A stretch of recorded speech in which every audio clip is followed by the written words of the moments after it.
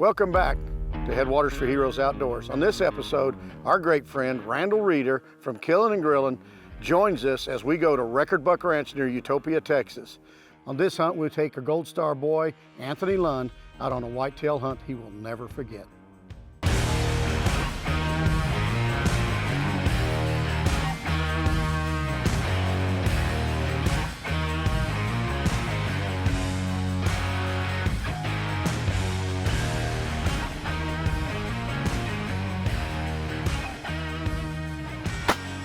That was on. Huh? I can't even see it. It's bullseye. Got in the middle. All right. Let's see if it's on twice. So is this your first time hunting? Yes, sir. Really? Yes, sir. How long you been hunting using a crossbow? Not that long. Oh, not that long? And what's not that long? 4 months. 5 Really? months. So I heard that you've been kicking cancer's butt a little bit, huh? Mm-hmm. Yeah? There you go. Man, you're a sharpshooter, brother. Sniper with a bow. So Headwaters for Heroes gave you the bow to get ready for the hunt and everything? Yeah. And you get to keep the bow. Yeah. So, I mean, do you think you're not gonna put it up, just put the bow away and stop bow hunting? You're gonna be bow hunting now all the time, or what? Oh, maybe for a little while. Are the squirrels safe in your neighborhood? I haven't seen a squirrel in my neighborhood. Okay, well, yeah, I don't think you need to be shooting squirrels with the crossbow, that's for sure.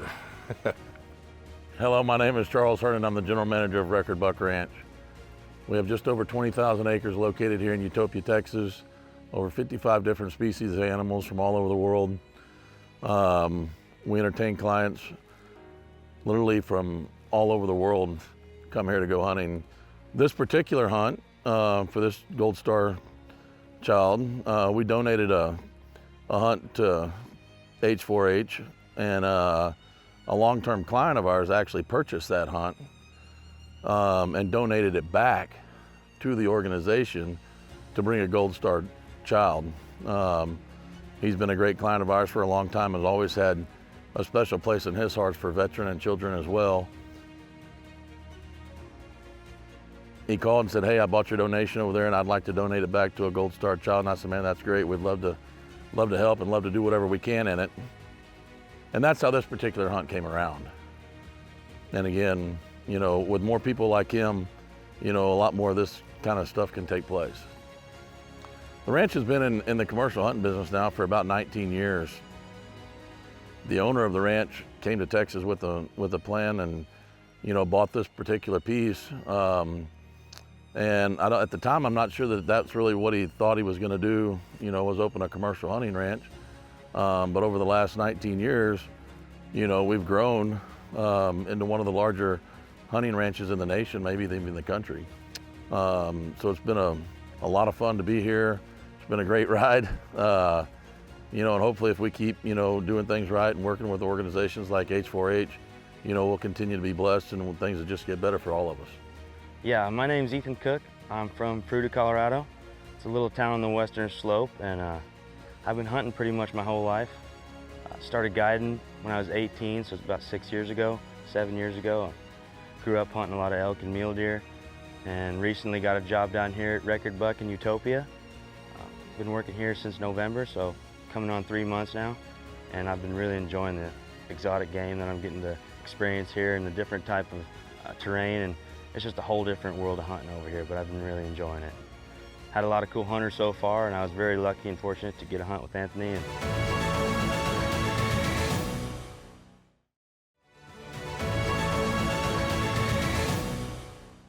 sat in the blind, corned it just before we got in there, and when we got out in the blind, it wasn't nothing but probably 20 minutes, we had deer starting to pop out in front of us.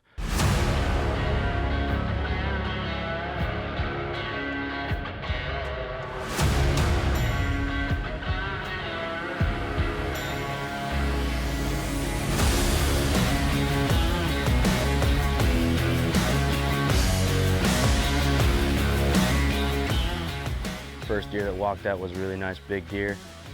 Really caught my eye, and he was just kind of nonchalant about it. You know, it was just a deer to him, and they started pouring in left and right. I'd say about 10 deer came in, and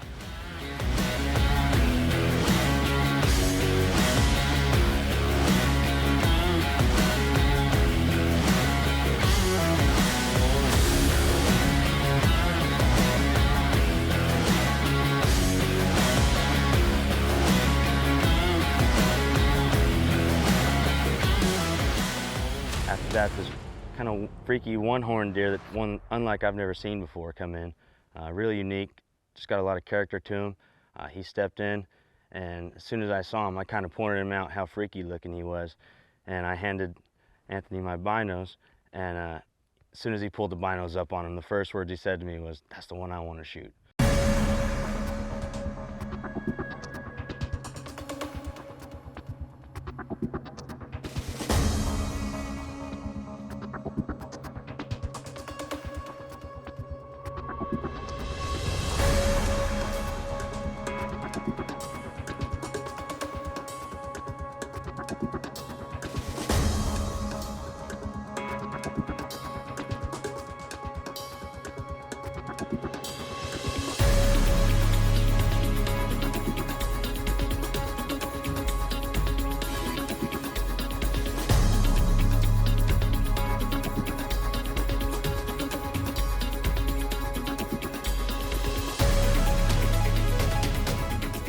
Out of all these giant monster bucks that we had out there, you know, that's the one that he wanted to shoot, and it caught his eye. And after watching him for 5 or 10 minutes, you know, I kept checking to make sure, you sure that's the one you want to shoot? We got all these really nice bucks we could choose from.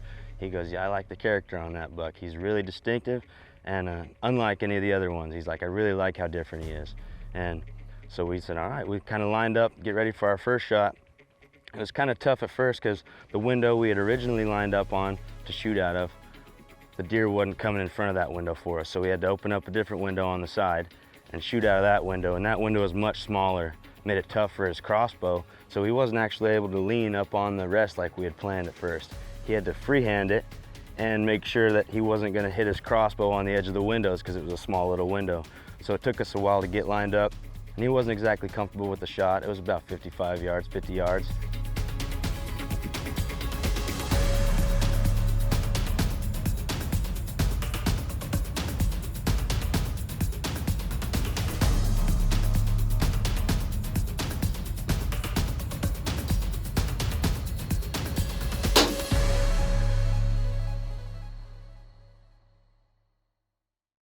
Took the shot, and it just went over his back, just barely.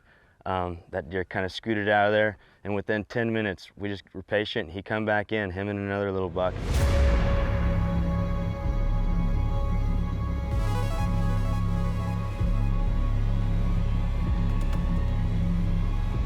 And he came in front of our first window that we were set up on, and he was ready this time. As soon as he came in, he had the bow kind of up, ready to go.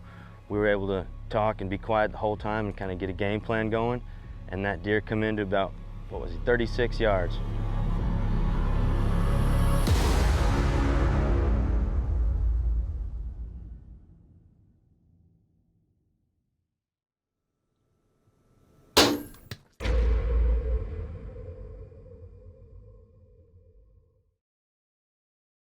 He whacked him at 36 yards.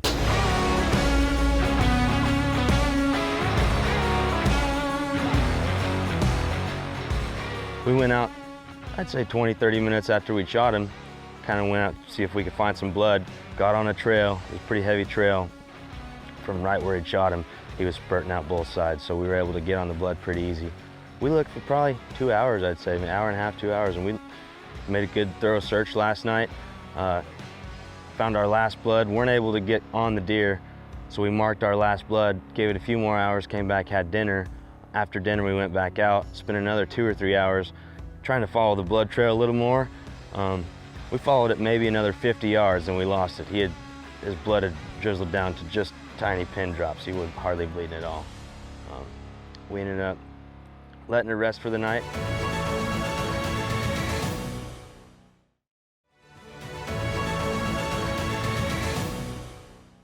Went and hunted this morning.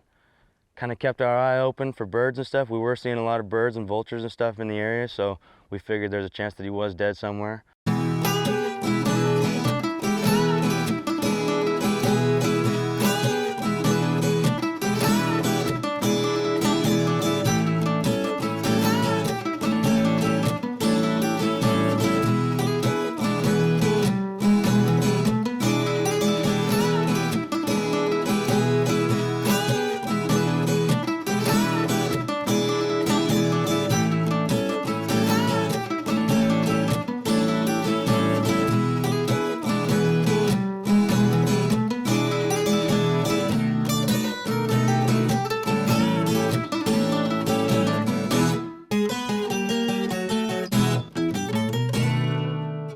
Didn't shoot one this morning, came back in from our morning hunt.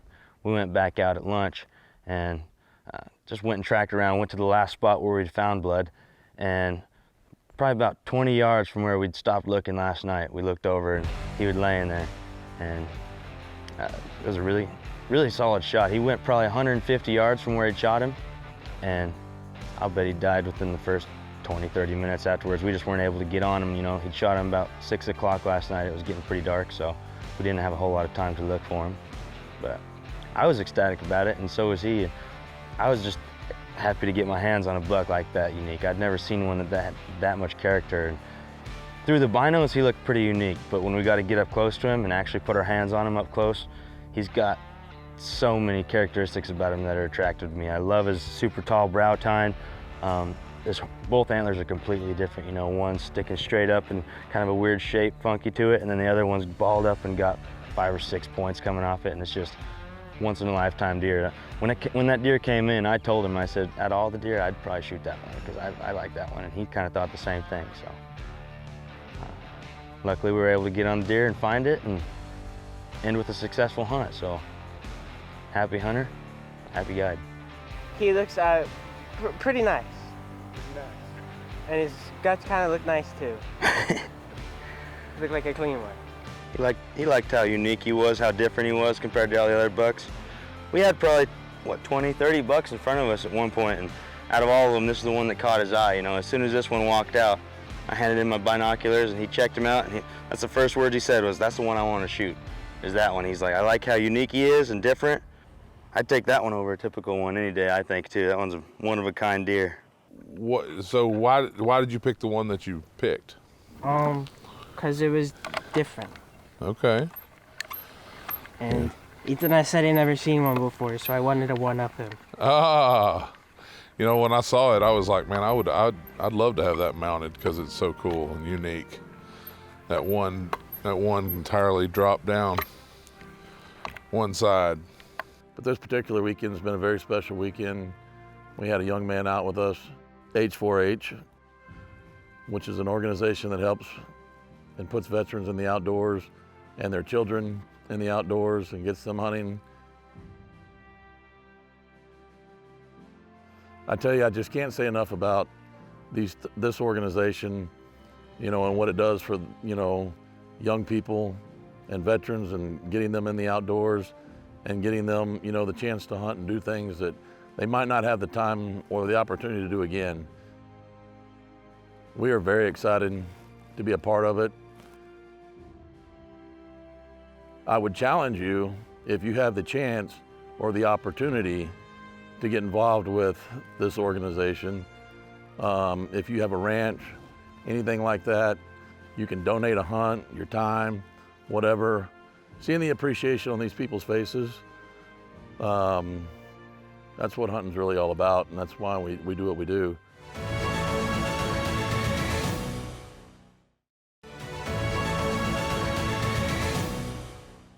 Steve Sweeney here with Headwaters for Heroes. Suicide rate amongst our veterans is at an all-time high of 22 per day, and we can't have that. If you know of a veteran that is struggling, encourage them to reach out to their battle buddies or reach out to any organization that offers these services. In fact, call Headwaters for Heroes, but please, veterans, reach out.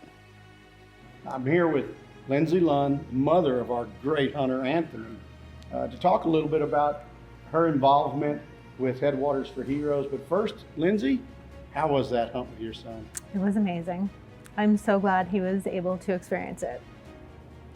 So you've been involved with Headwaters for Heroes now, I don't know, I guess 3 years, with your other son, Robert, and he's gotten 3 really nice whitetail. Yep. Tell us a little bit about his involvement. He really likes it.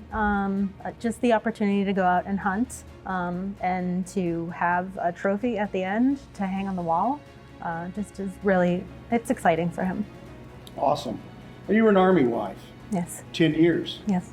I have a lot of respect for that. As you know, my dad served 23 years and my mother kept the family together. So I have so much admiration for you being an Army wife. The traveling that goes on, the times that they're away, and you have to keep the home front going, and I really commend you for that. Tell us a little bit about your service history. Well, we first started off, we were both from Massachusetts, went into the Army, active duty. From Massachusetts, we traveled to upstate New York. From upstate New York, we went down to North Carolina, then made it all the way over to Alaska and decided to retire there. Yeah. You lost your husband serving our country. I did. What was that like for you? Very painful. Yeah, very traumatic, very painful. I don't think I've fully recovered from it, but I think I've tried to help my children get into a better place than what we experienced.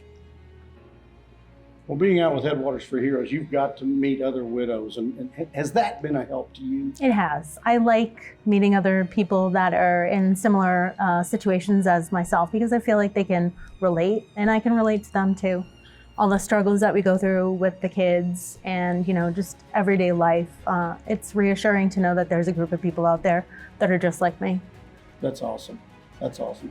You know, we try every year to do at least one family event for the Gold Star families, and y'all attended this last year. We did. And how was that, being with all those families and just sharing? It was really nice. I got to connect with some people that I had known previously, but I didn't really get to know them as well as I did during that time.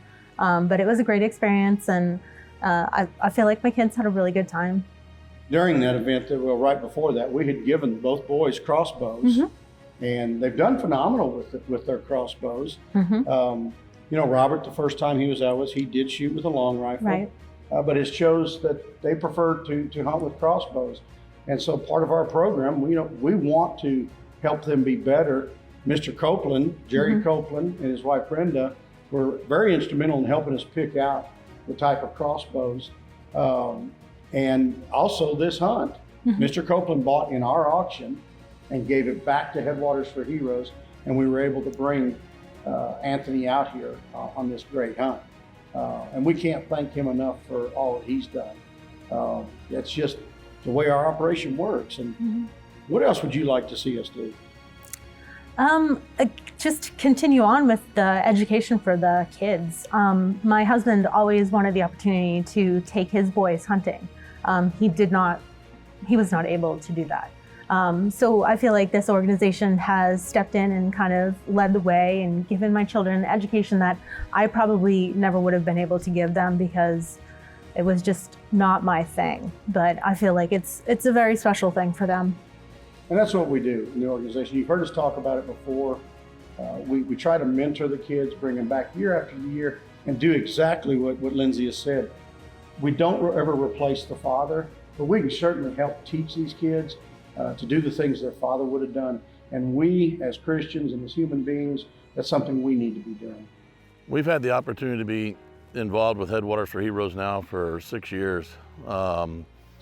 We've had a couple of their Gold Star kids out to the ranch, done a couple of hunts with them. First class organization, first class group. And I challenge everybody, if you have the opportunity to give back, you know, this is a great organization, you know, to back, because they really do what they say they're gonna do.